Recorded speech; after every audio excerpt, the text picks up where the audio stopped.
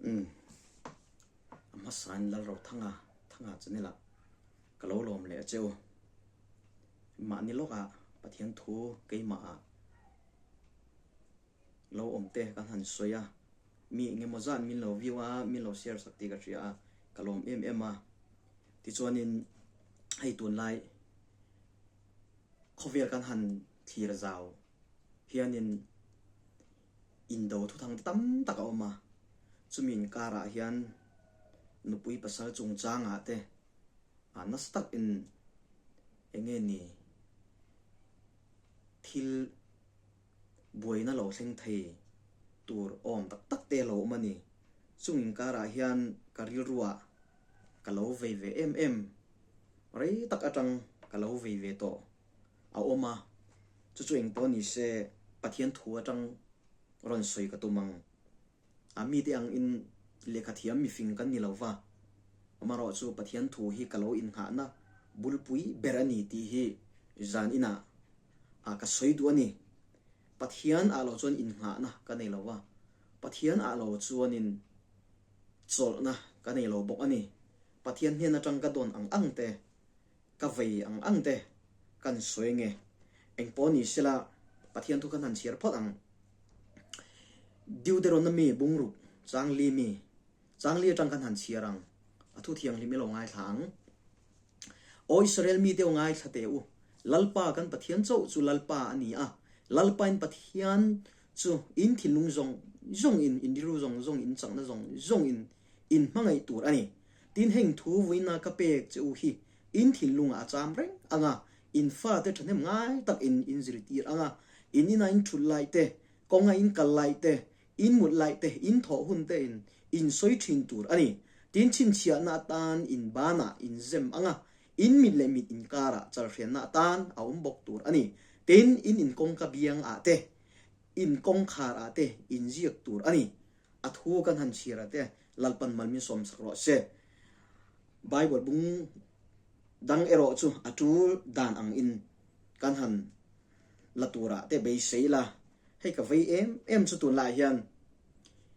Israel fa te Israel te hun atang hian kan han thlir phot ang lalpa pathianin ami Israel te ai kopta sala antan atang khanin a hroi chua don atang khanin enge atum berti ni chuan kanan ram ami Israel te an thlen na tur an luak na tur an chol na tur an na tur lalpan azon sa chuta shuai turin lalpan mosia tirti thu kan mutani ma se kha chu ka soi tam lowang zaina ka soi du ber chu lalpa pathianin mi pa hi ada chung nung ani ti zanina soi ka du ani ma se tunai khover kan han thlir hian mizoram jim te a hianin chung ko pa ber lak kan to lo ani mo khovel lama in kan tla na rui the thila kan tla na that chian nai number 4 te dam doi te ne mo eng in ne mo pathian thu pek chu enge ni mi pa lu chu Krista ani atitani mi pa kan chung nun dan zia he ka soi du ni tu na hian khami Israel te hun la chuan lalpa pathian chuan nu nau mei chia nau pang hi achiar ve lo ani mi pa puitling kum som ni chin chung lam chia achiara chung ten he na hian mo phur na alo petani zaina ka chiar tu lalpa pathian chu pakhat chau omani ti thu chu an fa te enge ni thang lian tur te ne na hian soiro ti mo phurna na satak apetani amaro chu tunlai khovel kan han thlir hian phone kan han en hian hei tunlai hian kan thriat tang khan pasal chung changa kan buai nam tang chung cha po kan buai na sakop mai kong le lama hian video pakhat kan han en chuanin mizo mi pa hi chu pasala nei tlak kan lo ti in mi pan poron soi adik ve thoe eng wange ti ni chuan ke chu kun na thong mi kan nia veng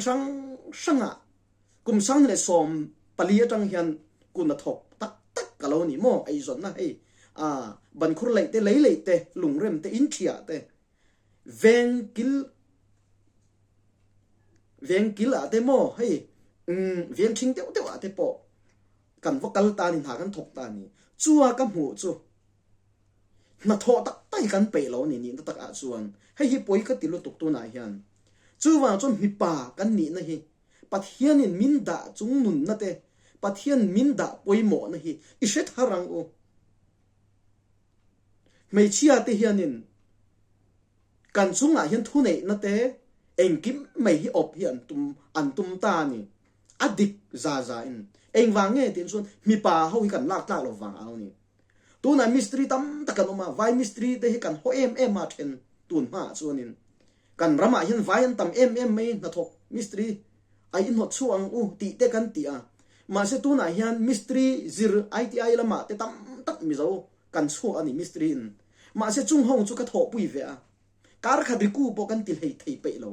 rui thei thil kan du lu tu ani heng hian kan mi zo mei chia hian nam tang an nei lo thei lo he mi kong a hian in chu wa chun mi zo mi pa kan lo ni to chuanin i en tharang o mi pa kan ni nan kan omangai ni lalpa pathian in thuthung lui atang hian min da poi mo dan ji ai kan chunga hian mo phurna te thu nei na sang tak min pe ni lalpa tu phang ro se chu ke chuan khovel thil thiam na le fin nan soi the kan elmas pathian thu ve atang hian karon soi don ka ti kha pathian thu atang hian kan la don ni mo poi mo lu tu kha chu wan chon kan fanau kan fanu te pathian in thu min pe angin kan in en kol kan ke shui ngai ni tu nain chung ko pa kan lo ni ta ni hei chong moi lo ni lo sila nu pui ka nei fa pathum ka nei bo ni kan nun hena po ka soi rui thei thil awang in le dam doi awang zu awang in ka chom zo lo ani chuan min kal san de lo min chen de lo ka ti ka amen eng wange mi pa ka ni na chung ko pa ka ni na hi ka phur zo ka mo phur na ka len zo lo dia ka ngai top ani kha thu chu ani na dan ang taka soi me ka tumani chu wa chon he in ti lar na ka tum lo wa ka ve na rei to lu tu ani pathian thu ne na tang hian pathian in Israel mi te hi ama khan nge ania chuan an ram lua tur kanan ram hi azon sak le ngal ani chung ai hian nu nau mei chia nau pang hoi enga ma achia ri lo wa mi pa puitling chin achia ra mo chung ai hian thu shui tu na thu lo peta ni mo phuna sang dan je amaro chu mi pa ti hian kan lak lo enga ma kan ni lo khovel ru thei thila hian kan tlan na salutuk awang in mei chia ti hian kan ain chung nun zo hian tum ta ni adik tho za zan ka thop tla ni amaro chu kong le lama hian in then khat a chuan anti le ma mi le o di te ka ngei tua le ta ni kong le lama hian bible atang ve kan han chu chuan in thir le lok ang o korin thon khat bung som pakhat chang thuma chuan amaro chu mi pa to phot lu chu Christian ni mei che lu chu mi pa ani Krista lu chu pathian ani ti in riat ka du ani atile ta ni heta hian amro chu mi pa kan mo phur na kan len zo lo awang mi tam tak hian chung kwa o be kan tum ta a mo chung kwa op kan tum ta eng kim mei thu nei vek kan tum ni heng hi pathian thu ne chu akal tatlat mei ti e zaina kan in riat ngai Christian ini chuanin pathian thu kan han en chuanin mo na china ka soyang khan me chelu chu mi pa ania mi palu chu Krista atiang khanin kan pasal te kan shoi tu te kan za ve tur chu om khop mai ni pathian thu ve ka tang hian amro chu ka soyang khan ke chu ka soyang khan na china khan rui thei thilawan mo dam doi awan mo zu wang in mo kan nu pui fanau te ka chom thelo ani chuanin min kal san vek me ro ti hi ka amen za ka soi top ani mi pa ka ni na chung ko pa ber ka ni na mo phur na ka len zo lo dia ka ngai to mani chu ni tu na hian in sak na kong a bo ni se mi zo ra mi ka thir hian in satu re hi vai tel lo vai ku chu lo hian omang em le o ka ti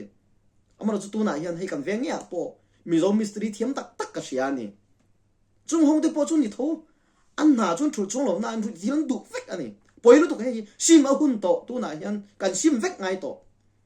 chu wang chuanin pakhat kan han soi lenga Reverend chu thuma anti mi kha thi to kha athu soi ka ngai tha ve kha toy te ka ngai fu lo wa mi zo rama hian pastor a hian rui thei thil oi in zu do tu ke ma ang an lo wang ati a karil ruwa hian alut na sa op mai tuna hian van ram lut lo tur ti bible pathian ada hian zu hi tel tat ani chu wan chu zu hi kal san ngamang u chu tiang nun kan nei lo chu ne van ram kan lut lo wang za ka soi tok mani kei ma soi ni lo heta pathian thu pathian thok khum le khabu thiang hima vui tam tak aron ji ani in oil lo chuan hei le khabu po kan nei karon tilang thei vek ani chu wan chu simila mi pa kan ni na ilua angu mi pa ni na din mun hi lua kir le la kan ram hi kan nuam mang Isaya bunga chang som pakwa chon thian kan hule ta ni thuoi tak le ti nuam taka en om chon in ram thil thatin eyang ate tu na hian thuoi lo kai ma ni pathian ti nuam kan lo awang in mo kan fanu a kan zola nge te po ti mai la nam dang vai te sap tian nei ta ni ma se kan soi sel le ta a adik chial he poi kai ma ni kan en ngai ni mi pa kan ni na kan en ngai ni pathian thu atang hian kan chiar ta ang khanin mi pa mo phut na sang ta kan nei ni pathian kan biak na kong a po kai sui dan tur kan nu pui te kan fanaw te kan kai sui dan tur a po mo phut na sang ta kan nei ti hi thanem ngai takin ka soi du ani ka vei na rei to he hi chu wang chonin channel ka nei ta ro ro awang in ti mai la hay ka channel nei chan po hi engdang ma ni lawa pathian a lom na ka nei tang hian lalpan hla enge mo za min pe a chu a thiat reng nan na kina lo bo ro thu tai la ka fa ten e ka pa dam la a chuan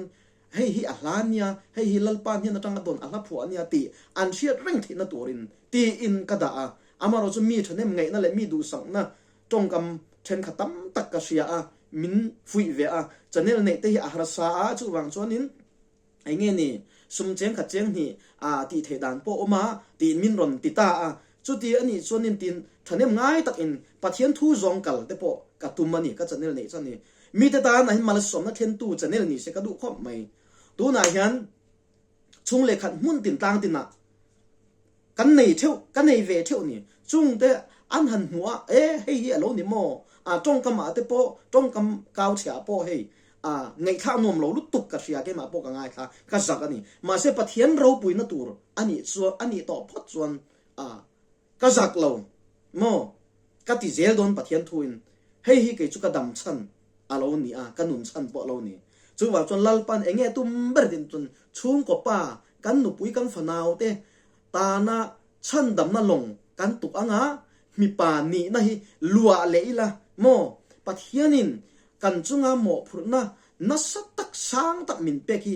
ilua liang u ti zan ina ka soidu ani lalpan athu mal somro se amen